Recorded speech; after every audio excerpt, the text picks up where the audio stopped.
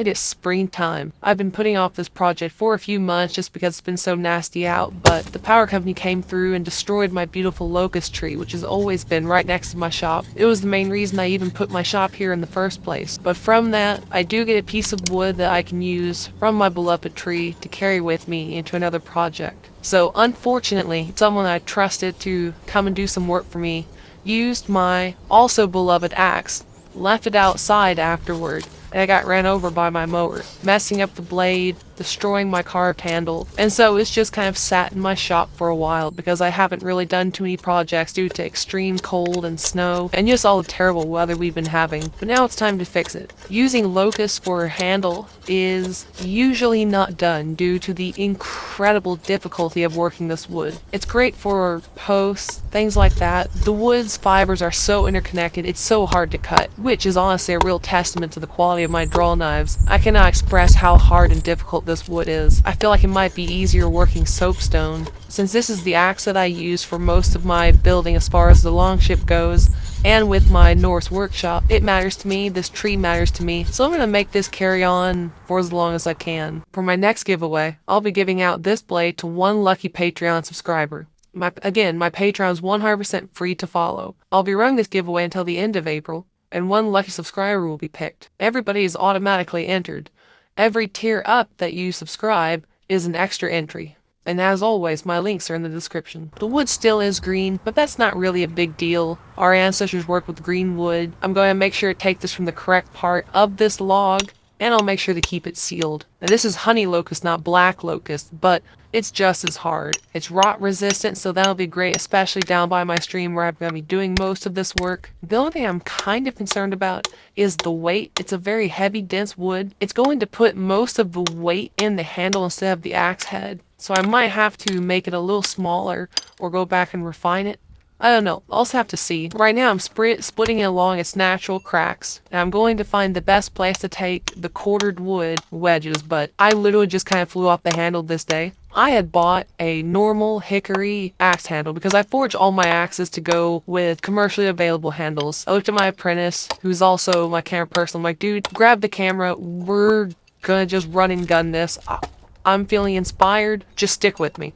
And so yeah, there was no plan. I'm like, I'm just gonna get a piece of wood from this and I'm gonna make a handle, taking what should have been, a 4-minute process into a multi-day process. This wood does not want to split. It wants to stay together, which is great whenever you want something that's going to last, dang near forever. Not so great whenever you're going at it for a woodworking purpose. But that's a nice blank. This is also one of the big issues I hate. So like my shop is set up to be mobile. Mobile in the sense that I move things based on where the lighting is because I really like my video quality to be obviously at the levels that it is, which means I have to sometimes move depending upon how the light is. Now I am absolutely regretting it whenever I need something very stable so that way I can put all my force into moving this wood. It just does not want to go. Now you'll see here in a little bit one of the issues. I'm using my draw knife, hand forged, handmade, spectacular in its uses, and it is struggling with this wood. Now some may say that's an issue with my knives. It is absolutely not. So I don't have a hatchet currently because I sold my last ones, and so I had to buy a commercially available hatchet. Just something that you can get on the market. So I definitely feel bad for people who buy commercially available axes. There are a handful that are okay. Fiskars are nice, not necessarily for this, but for splitting wood. But holy crap, this thing sticks. It does not want to bite into this wood at all. Now granted, again, it is incredibly hard wood, but I still would expect it to do a lot better than this. I felt like I was just chucking it up against a piece of limestone. It was just not doing anything. I ended up putting a new bevel on the edge, and even then, I could still barely get it to bite in. I almost think it would have been better if I would have just forged another hatchet to use for this project. I scratched off all the brand name stuff on it because I don't want to throw shade onto other companies. That's just not what I do.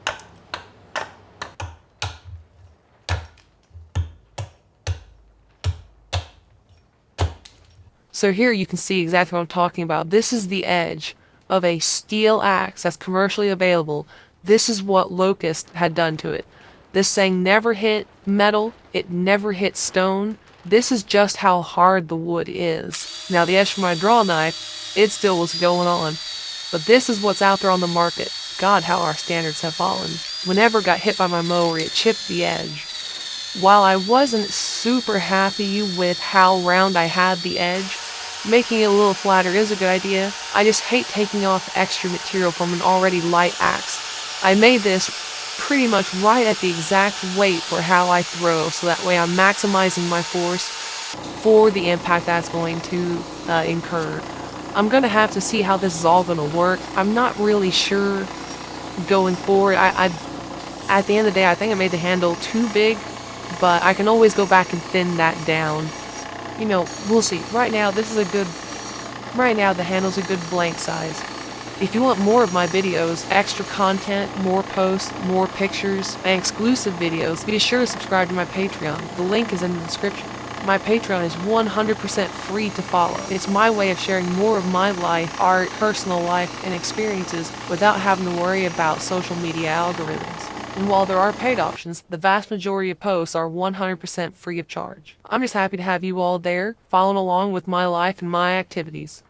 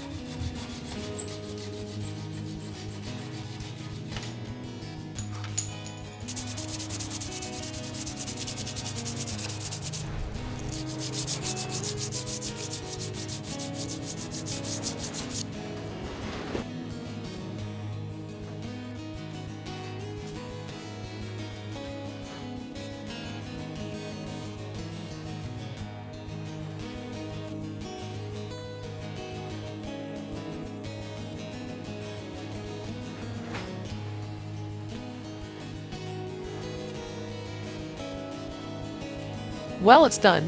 Now I gotta see how well it's going to function. I'm also going to put some beautiful carvings on this, I think all the way up and down. That'll be for another video though. I am looking forward to enjoying the spring, getting back to work on my longship, and the Norse workshop down by my stream. Stick around, I've got some great projects coming up for you all.